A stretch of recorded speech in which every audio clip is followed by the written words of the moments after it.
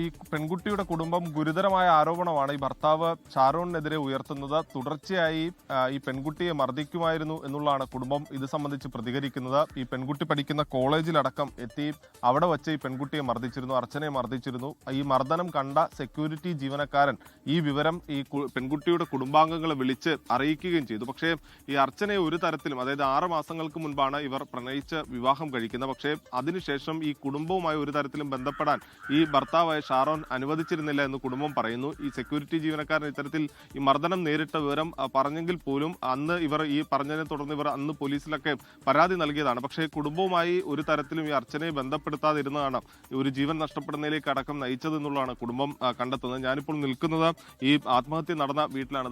ആ വീട്ടിൽ ഇന്നലെ വൈകുന്നേരം 4 മണിയോട് കൂടിയാണ് ആത്മഹത്യ നടക്കുന്നത്. ഈ വീട്ടിൽ ആ സമയത്ത് ആരും ഉണ്ടായിരുന്നില്ല. ഷാരോന്റെ മാതാവ് ഈ സഹോദരന്റെ കുട്ടിയെ വിളിക്കുന്നതിന് വേണ്ടി നഴ്സറിയിൽ പോയിരിക്കുകയായിരുന്നു. ആ സമയത്താണ് ഈ ഗർഭിണിയായ യുവതി തീ കൊളുത്തുകയും പിന്നീട് ആ തീ കൊളുത്തിയതിൽ പ്രാണരക്ഷാർത്ഥം അവർ തന്നെ വാതിൽ തുറന്ന് പുറത്തേക്ക് ഓടുകയും ഈ പുറകുവശത്താണ് യുവതി പൊള്ളലേറ്റ് വീണ് മരിച്ചത്. എന്തായാലും മൃതദേഹം ഇപ്പോൾ ഇവിടെ നിന്ന് മാറ്റിയിട്ടുണ്ട്. തൃശൂർ മെഡിക്കൽ കോളേജിലേക്കാണ് മാറ്റിയിരിക്കുന്നത്. ഇൻക്വസ്റ്റ് നടപടികൾ പൂർത്തിയാക്കിയ ശേഷം മൃതദേഹം ബന്ധുക്കൾക്ക് വിട്ടു നൽകുകയും ചെയ്യും. ഈ സംഭവത്തിലാണ് ഇപ്പോൾ 2 പേർക്കെതിരെ, അത് ഷാരോണും ഷാരോന്റെ മാതാവിനെതിരെയും ആത്മഹത്യാ പ്രേരണ കുറ്റം ചുമത്തിക്കൊണ്ട് പോലീസ് കേസെടുത്തിരിക്കുന്ന. അത് പെൺകുട്ടിയുടെ കുടുംബം നൽകിയ പരാതിയിന്മേലാണ്.